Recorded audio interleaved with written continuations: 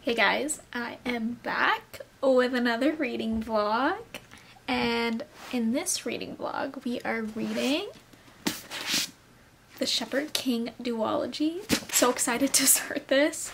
Actually, I already started it, but I have been wanting to read this ever since I saw Sarah Caroli read it, and it just seemed so intriguing. Like, it made me really want to read it. I started One Dark Window a couple days ago. I am on page... I started reading it on my Kindle, but then I went and bought the hard copies. I'm on page 71, and I am breezing through this. It is so easy to read.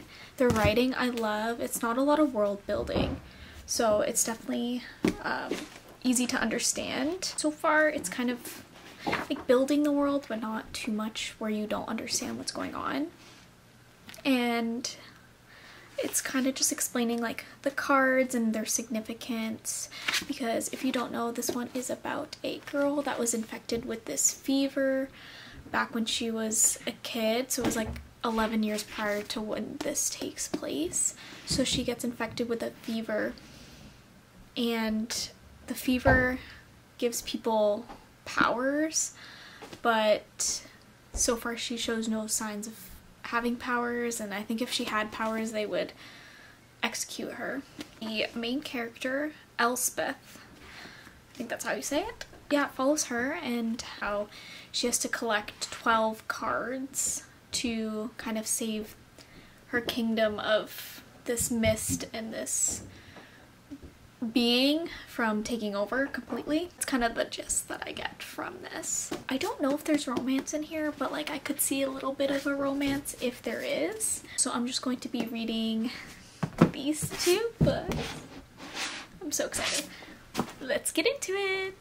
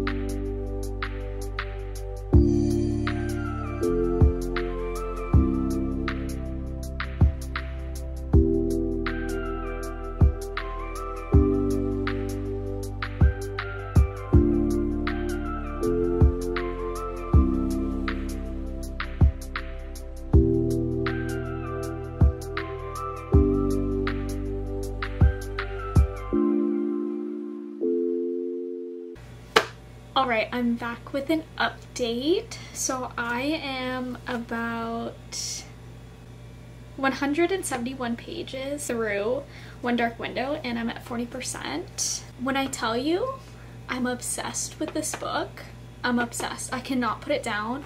Yesterday I was only at, I think I started the day off at like 30 something pages, and then I read a bit in the morning, and then I got to 70, pages, and then today I'm almost halfway through, and I just binged it all last night. I read well over 100 pages yesterday, and I'm obsessed. When I tell you I'm giddy over it, I'm giddy. I'm laughing to myself. I'm holding my breath.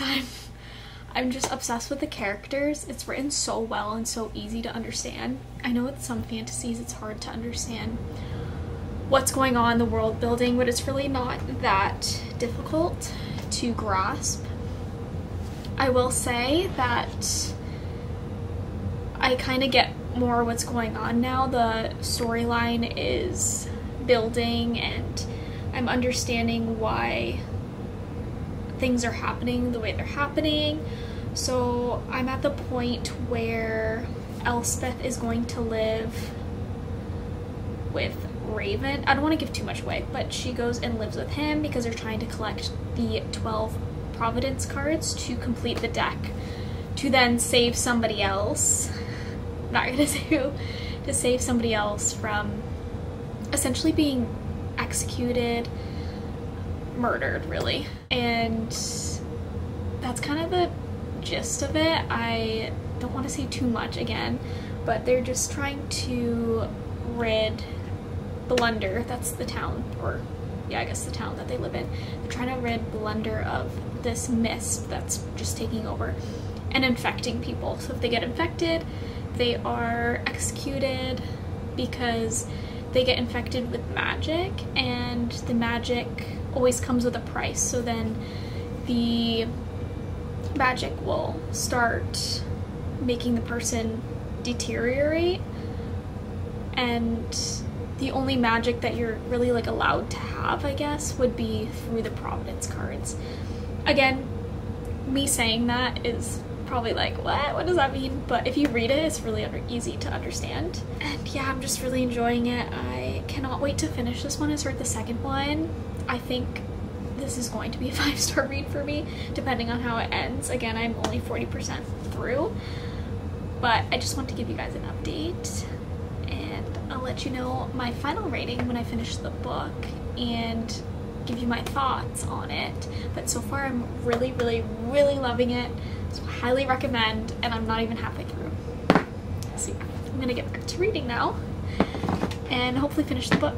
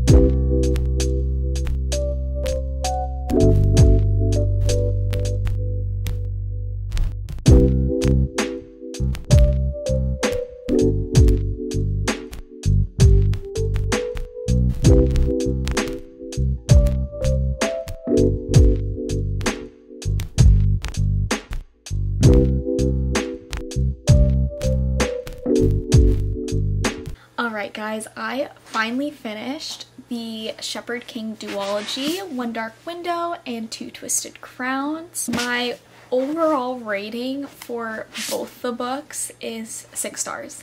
They were both so good. I loved both equally. Truly life-changing.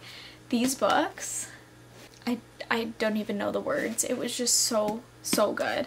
I'll start with One Dark Window because earlier on in the video I gave you a little update when I was not even halfway through. I breezed through this. I read it so fast. I read some on my Kindle. Actually, I think I read this whole one on my Kindle and then flipped through the physical copy just to see, because it's actually really pretty because you can see the different Providence cards, which I liked throughout. But I think the last update I had about this was I was kind of getting a little bit of romance, a little bit of like fake dating. That's pretty much the gist that I was getting. But yeah, I was right. There was a little bit of romance in here, and it was just a little bit of fake dating, like I said, a little bit of a slow burn. It was written so well. It had me giggling, and I was just wanting to read more of it. And there is a little bit of spice, but it is just like a little sprinkle. Like, there's nothing crazy. It was actually really well written, because sometimes when I read about spice, it gets a little cringy and overdone, and I just don't really enjoy that. But this was just the perfect amount, and without giving too much away, I just really loved the story, loved all the characters, and it leaves off on a major cliffhanger. Of course, I had to jump right into Two Twisted Crowns, and this one was also so good. I liked this one as well, just as much as the first, and you get the different point of views, which I really enjoyed. I don't want to give too much away on this book because it will give away what happens in this one, but it just gave you multiple point of views. There was another romance in here, and it just made me so emotional. The ending of this book, I didn't want it to end. 1, 2, it had me on an emotional roller coaster. I was angry, I was sad, it was just so bittersweet, and honestly the perfect ending to the duology.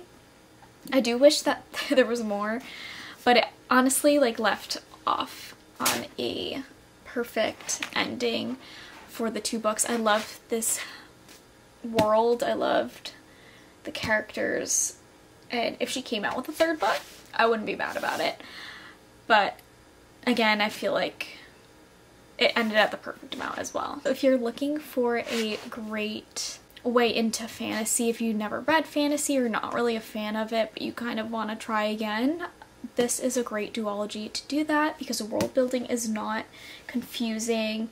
It has a little bit of romance, it has humor, like I was laughing, I was crying, I was just really enjoying it, and I really highly recommend this duology. Again, like I said, it's 6 stars. I loved everything about it, to be honest, and the covers, gorgeous. And I look forward to reading more of Rachel Gillig, her writing, because it's just so fantastic. It's really well written. The way she chooses words carefully is just so good. So I definitely highly recommend. I think she's coming out with another book soon. So yeah, that's my recap on the Shepherd King duology. I'll see you in the next one.